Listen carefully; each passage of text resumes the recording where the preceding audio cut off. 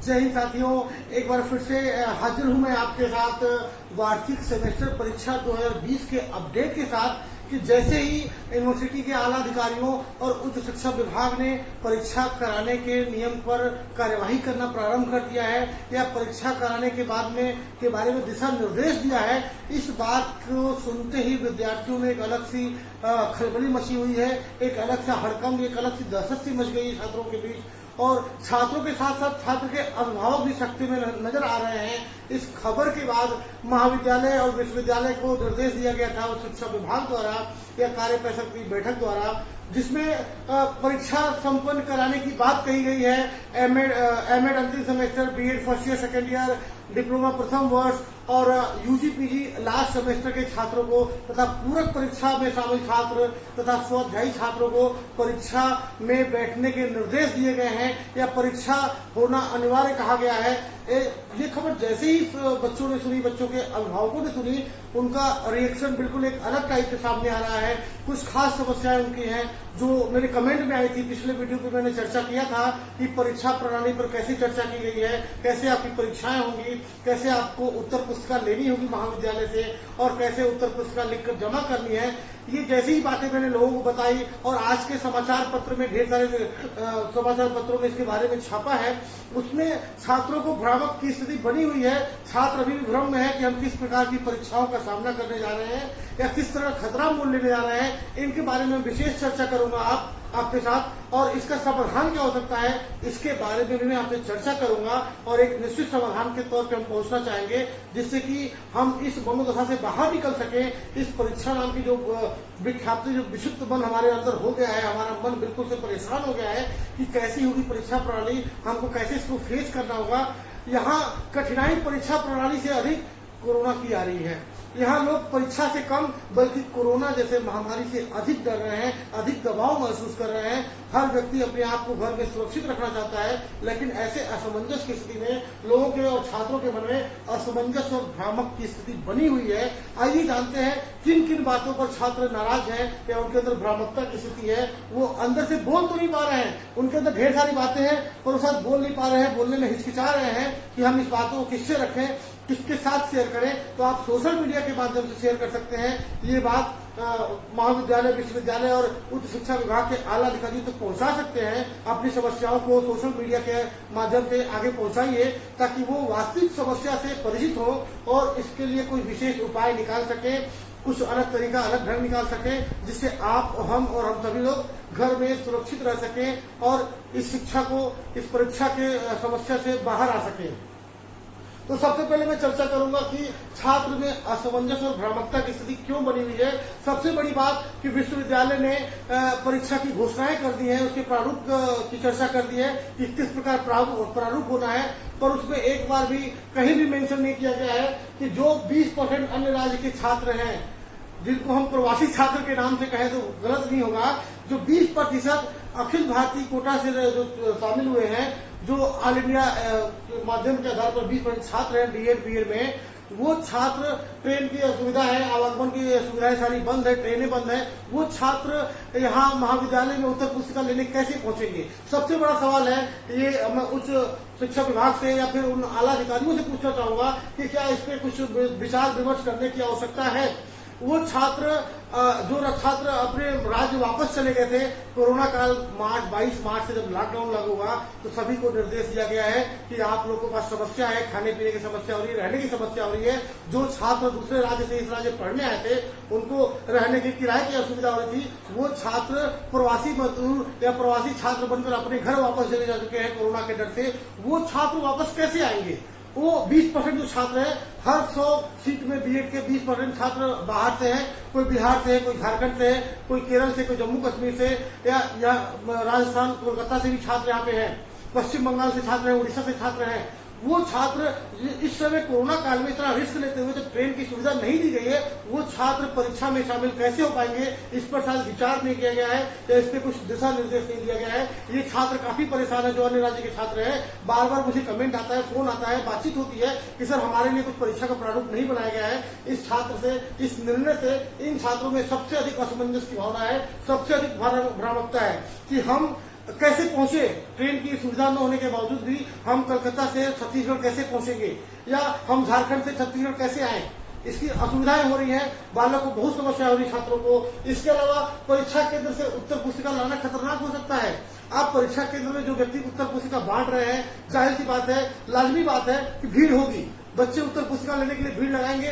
आप कितना भी सोशल डिस्टेंसिंग के लिए पालन के लिए जोर दें या बच्चों को डांट लगाएं, आप मान के चलिए कि पुलिस प्रशासन जब सोशल डिस्टेंसिंग का पालन कराने के लिए डंडे के साथ खड़ी होती है, उसके बाद भी लोग सोशल डिस्टेंसिंग का पालन नहीं कर रहे हैं। आज भी मैं देखता हूं सुबह के लोकल बाजार में लोग, मछली की जो बाजार लगती थी उस तरह के लोग खड़े होते हैं, प्रशासन कुछ दबाव नहीं डाल रहे हैं, लोग सब्जी खरीदने की छूट मिलती है। कहा जाता है कि मास्क लगा के घूमिए, मास्क लोग कान से मुंह से लटका दे रहे हैं, मुंह खुला है, नाक खुला है, लेकिन लोग में जागरूकता नहीं है और शासन के दबाव के बाद भी लोग सोशल डिस्टेंसिंग का पालन नहीं कर पा रहे हैं। तो ये बच्चे किस प्रकार से पालन करेंगे? तो कहीं न कहीं परीक्षा केंद्र से जब बच्चा उत्तर पुस्तिका लाने जाएगा, मैं अभी उन 20% अदर स्टेट के जो छात्र हैं उनकी चर्चा को मैं कुछ देर के साइड कर दूं, कुछ देर के लिए उनको मैं भूल जाऊं कि वो छात्र भी है, जबकि उसे भूलना नहीं है। उन छात्रों को भी परीक्षा में शामिल होना है।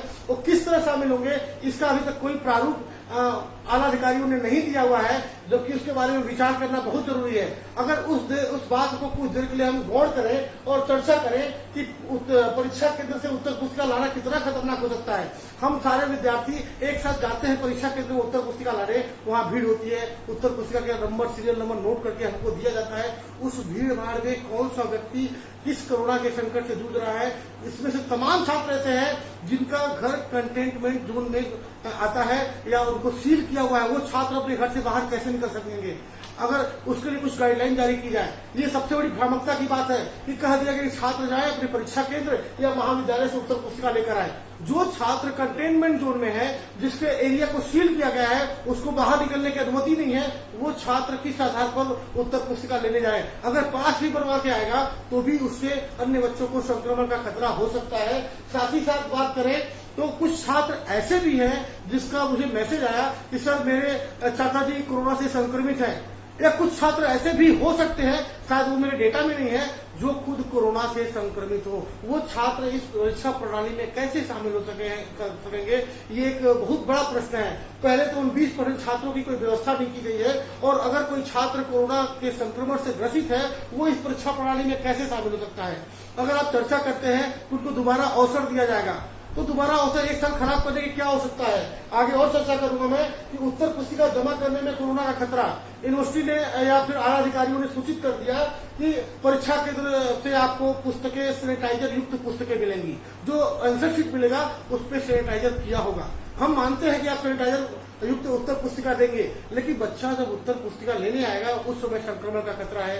बच्चा जब उत्तर पुस्तिका घर लेके जाता है, वो लिखता है, बैठता है, उसके घर में कौन व्यक्ति संक्रमित है, कौन व्यक्ति कहां से आया है, या पहले से कंटेनमेंट जोन में है, वो बच्चा उत्तर पुस्तिका जब जमा करने आएगा एक भीड़ के साथ, एक बल के साथ, जबकि आपने दिशा निर्देश दिया है कि उत्तर पुस्तिका जमा करने की जो समय सीमा है वो किसी के लिए आप 1 घंटा बता रहे हैं, किसी के लिए 2 घंटा बता रहे हैं, और किसी के लिए स्पीड पोस्ट का भी आसन दे रहे हैं। तो ये छात्रों में बहुत बड़ी भ्रामक की स्थिति है कि कौन से छात्र 1 घंटे में जमा करें, कौन से छात्र 2 घंटे में जमा करें, और किन छात्रों के लिए स्पीड पोस्ट की व्यवस्था की गई है।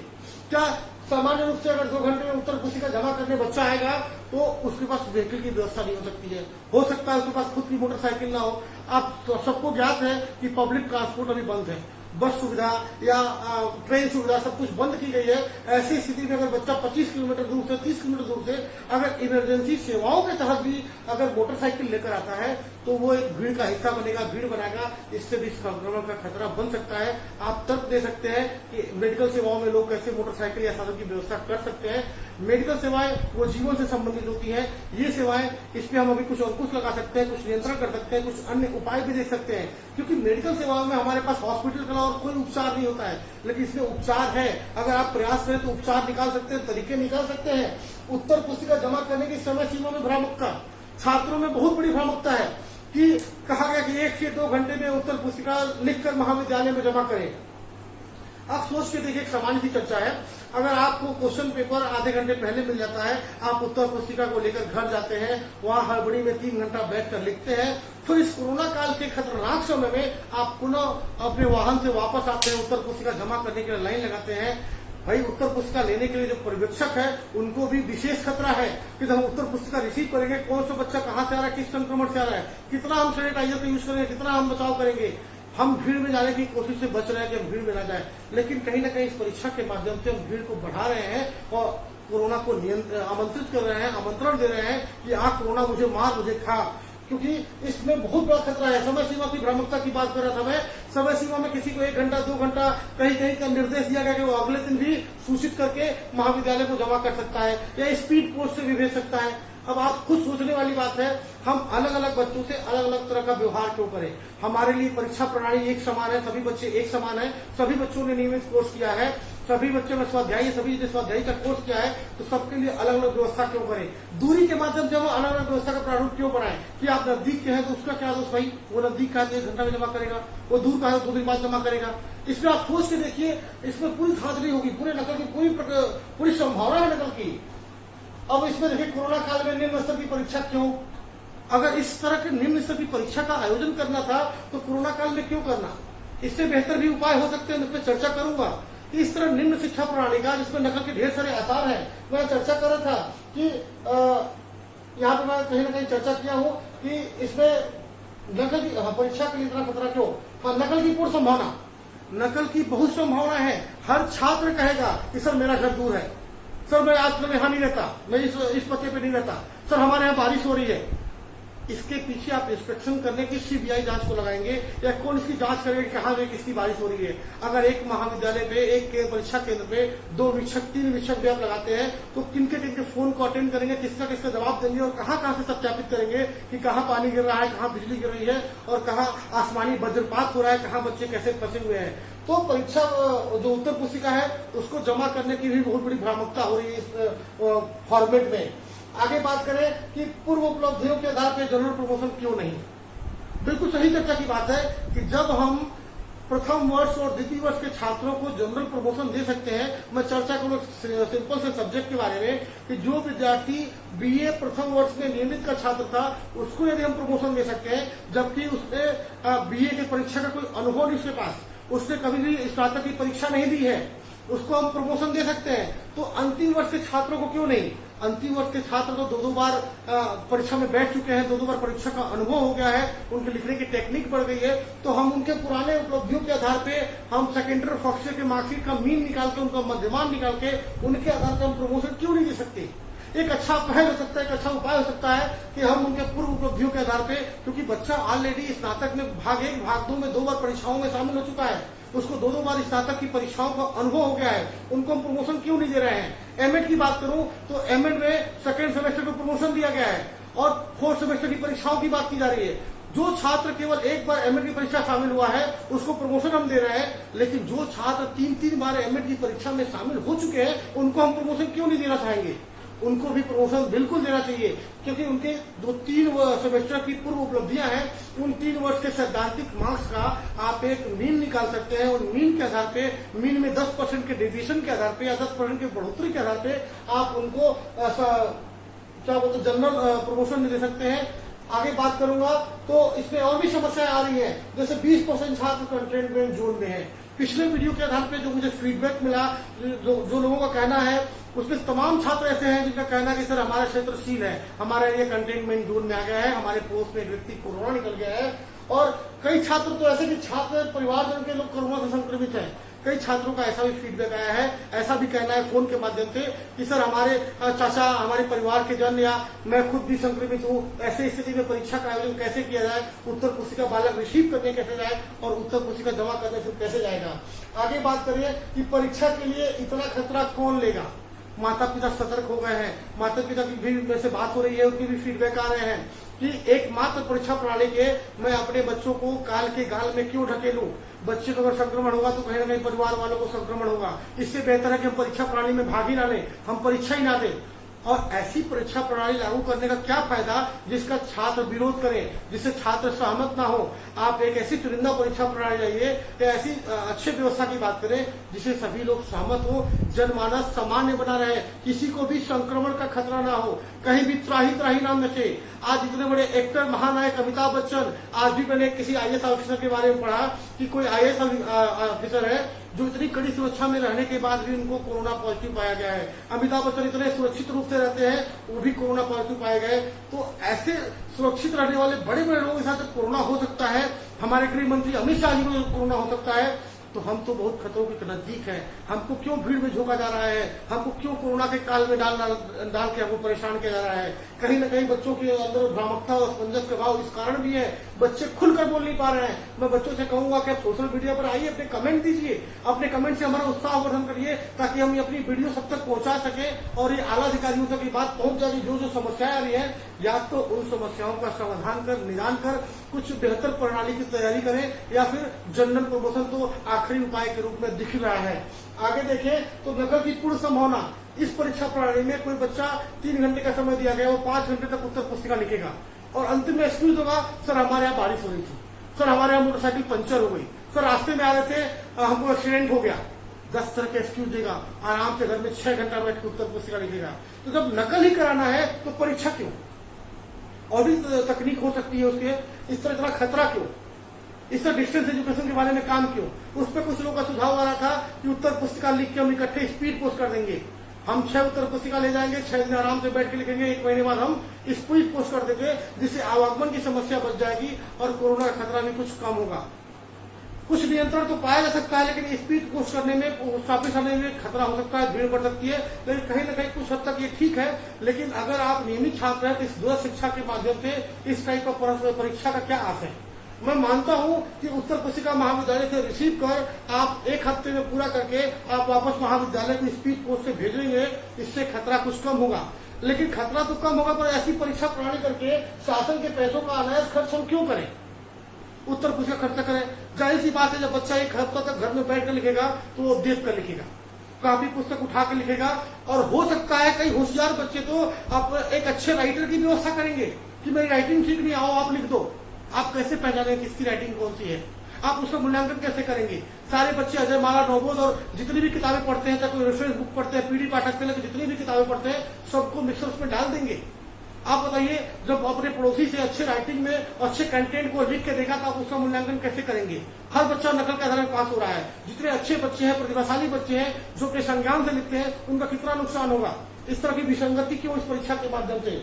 अगर मैं कुछ इसमें समाधान की बात करूं, ढेर सारी समस्याएं आ रही हैं। इस समस्या के समाधान की बात करूं, एकमात्र समस्या का समाधान मेरे जहन में निकल के आ रहा है, जनरल प्रमोशन सुरक्षित उपाय। सबसे बेहतर उपाय मेरे जहन में, आपकी राय जानना चाहूंगा, कमेंट बॉक्स में जरूर कमेंट करेंगे, ताकि हम इस वीडियो को आगे पहुंचा सके। इस वीडियो को आप लाइक भी करें और शेयर भी करें, ताकि ये जो विचार है, जो समस्याएं हैं हम सबकी, वो खुल के सबके सामने आ सके और लोग अपनी आवाज को बुलंद कर सके। क्योंकि मैं ये नहीं चाहूंगा, मैं किसी शासन के खिलाफ नहीं हूं, मैं किसी परीक्षा प्रणाली के खिलाफ बिल्कुल नहीं हूं। मुझे केवल और केवल आपको खतरे से आगाह करना है, खतरे से बचाना है। आप इस कोरोना संकट से बचे रहें। अगर जीवन नहीं तो बहुत ढेर सारी परीक्षाओं में हम शामिल हो सकते हैं। मैं आपको परीक्षा देने के लिए मोटिवेट कर रहा हूं। आप परीक्षा दीजिए, उसके अन्य भी माध्यम हो सकते हैं। मैं एक उपाय जनरल प्रमोशन के रूप में दे रहा हूं, लेकिन अगर आपको परीक्षा करानी है तो उस पर भी मैं 2-4 बिंदु दे सकता हूं, 2-4 चर्चाएं कर सकता हूं। एक मैंने चर्चा की थी गूगल फीडबैक फॉर्म। क्यों ना हम बच्चों को सुरक्षित रखने के लिए गूगल फीडबैक फॉर्म का निर्माण करें, जिसमें बच्चे के नाम, मोबाइल नंबर, उसकी कक्षा, कॉलेज का नाम तथा कुछ प्रश्न जो विषय से संबंधित करीब 20 या 25 वैकल्पिक या बहुविकल्पिक प्रश्न दे दे। बच्चा घर में बैठकर गूगल फॉर्म भर के सबमिट कर देगा, उसे कोई खतरा नहीं होगा। ये बिल्कुल बेहद और आसान प्रणाली है। आजकल जितने भी नेशनल वेबिनार हो रहे हैं, जितने भी इंटरनेशनल वेबिनार हो रहे हैं गूगल मीट के माध्यम से, उसमें आपको रजिस्ट्रेशन से लेकर फीडबैक तक का गूगल फीडबैक फॉर्म का उपयोग किया जा रहा है। आप चाहें उच्च शिक्षा विभाग से अनुरोध करूंगा, इस खतरा से बचे रहने के लिए यह एक बेहतर विकल्प हो सकता है कि गूगल फीडबैक फॉर्म बनाएं, जिसमें अपने हिसाब से अगर आप चाहें तो 20 प्रश्न, 30 प्रश्न, 40 प्रश्न, जो भी चाहे आप उसको रख सकते हैं। उसके लिए एक समय सीमा दे सकते हैं कि आपको ये आपके मोबाइल पर या आपके ईमेल आईडी पर 12 बजे ये लिंक भेजा जाएगा और 2 बजे तक आपको सारे प्रश्नों के जवाब देकर सबमिट करने होंगे। इसमें भी एक अच्छी पारदर्शिता आ सकती है। इसमें भी कुछ लोगों की भ्रामकता थी कि बच्चे गूगल से सर्च करेंगे, नकल करेंगे। नकल की संभावना इसमें है, लेकिन काफी कुछ कम हो जाएगी। अगर हम 2 घंटे का समय देते हैं और बच्चों को एक समय सारणी जारी कर दें कि 10 तारीख को प्रातः 9 बजे आपके फेसबुक पर या आपके व्हाट्सएप पर या फिर आपके जीमेल पर कोई एक अकाउंट डिसाइड किया जाए, आपको लिंक भेज दिया जाएगा गूगल फॉर्म का। गूगल फॉर्म का लिंक टच करते ही आपको 12 बजे से लेकर 2 बजे के बीच में इन 50 बहुविकल्पी प्रश्नों के उत्तर देने होंगे। अगर आपने 2 घंटे में उसको सबमिट नहीं किया तो वो ऑटो सबमिट हो जाएगा, भले ही आपने केवल 10 प्रश्नों का ही उत्तर क्यों न दिया हो। तो ये भी एक अच्छा उपाय हो सकता है, एक अच्छा आईटी डिपार्टमेंट से बातचीत करने के बाद एक अच्छा विकल्प हो सकता है। इसमें नकल की संभावना बन रही है, लेकिन जो बच्चा नकल करेगा उसको टाइम टेक होगा, क्वेश्चन पूरा अटेम्प्ट नहीं कर पाएगा। आप समय सीमा को बिल्कुल व्यवस्थित करके डालें ताकि नकल की संभावनाएं कम बन सकती हैं। इसके अलावा दूसरा आपको हो सकता है कि ऑनलाइन परीक्षा प्रणाली, ये ऑनलाइन परीक्षा प्रणाली का ही स्वरूप है कि गूगल फीडबैक फॉर्म के माध्यम से हम ऐसा कर सकते हैं। एक ऑनलाइन परीक्षा प्रणाली में आ रही है कि बच्चे अपने उत्तर पुस्तिका को लिख के स्कैन करके अपलोड कर दें। एक ये भी विचार निकल के आ रहा है, कुछ यूनिवर्सिटी के व्यू आ रहे हैं कि अगर आपको उत्तर पुस्तिका लेने में, जमा करने में खतरा महसूस हो रहा है तो आपके ईमेल आईडी पे क्वेश्चन पेपर भेज दिया जाएगा। आप अपने घर किसी भी A4 पेज पे उसका उत्तर लिख के उसको स्कैन करें और अपलोड कर दें अपने आईडी पासवर्ड के माध्यम से। लेकिन अगर हम बात करें, हम तकनीकी तो लेके आते हैं विकसित राष्ट्रों की, और चूंकि हमारा भारत भी विकासशील देश है, यहाँ सबके पास तकनीकी की सुविधाएं उपलब्ध नहीं है। सबके पास, मैं मानता हूँ कि 95% लोगों के पास एंड्रॉइड फोन होगा, लेकिन कुछ ग्रामीण स्तर के छात्र जिनके पास आज भी एंड्रॉइड फोन उपलब्ध नहीं है, आज जो कीपैड फोन का इस्तेमाल करते हैं। और अगर माना कि सभी बच्चों के पास एंड्रॉइड फोन है तो सबके पास नेटवर्क कनेक्टिविटी की असुविधा हो सकती है। वो छात्र स्कैन करना नहीं जानता होगा, हो सकता है कि वो आईटी डिपार्टमेंट का ना हो, वो सिंपल 12वीं के बाद बीए करने आ रहा हो, बीए अंतिम वर्ष में हो, वो स्कैन करने नहीं जानता है। खैर, माना कि स्कैन करना सीख गया, हम स्कैन करने की ट्रेनिंग दे देंगे, उसकी मर्जी कहीं से सीख के आए वो, लेकिन उसके स्कैन करके अपलोड करने में कितना टाइम लगेगा इसकी भी कोई निश्चित समय सीमा नहीं है। आज की बात करूं, वर्तमान की बात करूं तो आज दिन भर में मैं नेट चलाने की बहुत आया प्रयास किया, लेकिन मेरा एक वीडियो अपलोड करने में 12 घंटे का समय लगा है। यकीन मानिए, मैं सुबह 4 बजे से अपलोड करना शुरू किया हूं और लगभग 4:30 बजे 5 बजे शाम को हमारा वीडियो कहीं अपलोड हुआ है, मात्र 20 मिनट का वीडियो। तो अभी वर्तमान में पिछले 5 तारीख से नेट या सर्वर इतना स्लो हो गया है, तो इसकी कोई गारंटी नहीं कि कहाँ पे नेटवर्क कनेक्टिविटी बेहतर है, कहाँ पे नहीं है। अब बच्चा उसको स्कैन करने के लिए कहाँ जाएगा? कहीं ना कहीं इस सिस्टम में, ऑनलाइन परीक्षा प्रणाली में भी त्रुटि है, दोष है। लाइट नहीं रहा, कई जगह गंजना या बिजली के कारण लाइट प्रभावित हो गई है, 3-3 दिन तक बिजली नहीं आ रही है। अगर मैं बात करूं ग्रामीण और सुदूरवर्ती क्षेत्रों में, तो वहां 2 दिन तक लाइट नहीं है। ऐसी स्थिति में बच्चा क्या करेगा? वो किधर जाएगा लाइट के लिए, कहाँ जाएगा कनेक्टिविटी के लिए, और कहाँ जाए एंड्रॉइड फोन के लिए? तो कहीं ना कहीं इसमें भी समस्याएं बन सकती हैं। तो मेरे हिसाब से सबसे बेहतर उपाय हो सकता है, मैं किसी के परीक्षा प्रणाली का विरोध नहीं करूंगा, एक सही समायोजित विधि की बात करूं तो छात्रों के पूर्व उपलब्धि के आधार पर उनको प्रमोशन दिया जा सकता है। वो पिछली जो कक्षाएं पढ़ चुके हैं, भाग 1, 2 भाग, उन दोनों के मीन के आधार पर, उनको कुछ प्रमोशन के आधार पर कुछ प्रमोशन किया जा सकता है। अगर मैं एमएड की बात करूं, बीएड की बात करूं, बीएड प्रथम वर्ष के छात्रों को स्नातक और पीजी के बाकी छात्रों की बात की प्रमोशन कर दिया जाए, और अंतिम वर्ष के छात्रों को बीएड प्रथम वर्ष के प्राप्तांकों के उपलब्धियों के आधार पर उनका भी प्रमोशन कर दिया जाए। क्यों उनको वंचित रखा जाए? क्या ये हमारे बच्चे नहीं है? हमें इनसे उतना ही लगाव है जितना फर्स्ट ईयर से लगाव है। इसलिए सबके हित को रखते हुए, ध्यान में रखते हुए, जनहित को ध्यान में रखते हुए इन सारे बच्चों को के प्रमोशन पर विशेष ध्यान दिया जाए। और मैं आपसे आग्रह करूंगा कि अगर आप इस नीति से या परीक्षा प्रणाली से अगर आपको परेशानी है तो सोशल मीडिया पर आवाज उठाएं, अपनी बातों को रखें। हो सकता है कि शासन इससे बेहतर परीक्षा प्रणाली हमारे सामने प्रस्तुत करे। अभी कुछ लोगों ने मुझे कमेंट किया था कि सर इसका कुछ नोटिस निकलता है, कुछ बातें होती हैं, तो हम अपने कलेक्टर से बात करेंगे।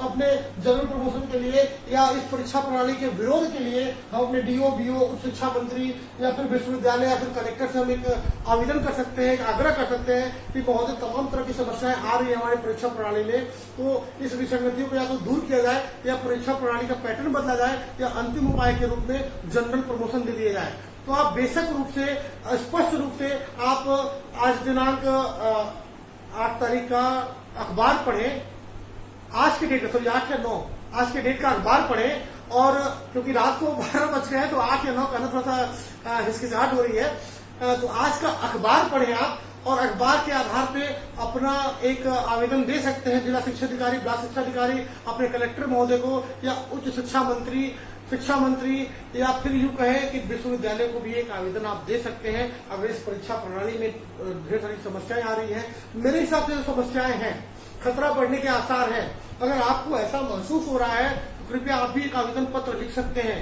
अगर आपकी आवाज अच्छी है, आप चाहते हैं कि ऐसा हो, तो आप मुझे फीडबैक दें। मैं एक गूगल फॉर्म जनरेट करूंगा जिसके माध्यम से आपकी सूचनाओं का एकत्र हो सके।